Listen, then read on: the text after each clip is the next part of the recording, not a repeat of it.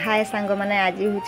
Second रज आज आम बुलवा लगे जाऊँ लोटेरी पार्क और डायमंड पार्क। तो आम एटा जाऊँ देख रास्ता तो आमको सब हैरान कला ट्रेनटा कहीं सब जावासा करते आम लोटेरी पार्क में पहुँची जाइए। आम बहुत खुशी थी कि पार्क में बहुत किसी थी तो पार्क में हेन्ता किसी नाइन तो आमको टे मैंने मन दुख भी लागला कहीं एत दूर आम चलिकिना जाइए मैंने आउ क्या करमा छुआ मैंने दूरी खेलदे मुझे दूरी खेली देचे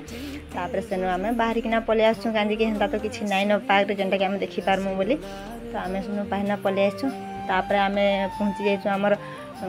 डायमंड पार्क ये डायमंड पार्क देखुन तो डायमंड पार्क भी हेन्ता किसी नाइन जेनटा कि आम भाभी माने किसी पशु पक्षी थे बोली तो नाइन तो यहाँ टी पानी टी अच्छे से बोधे संध्यारे कि राति हेल्ले बोधे से माने ये हेसी तो नहीं है नीनी टी दूरी खेली आम पलि आसुँ आम जाइए गोटे मॉल के तो यहाँ हूँ फार्म गैलेरिया मॉल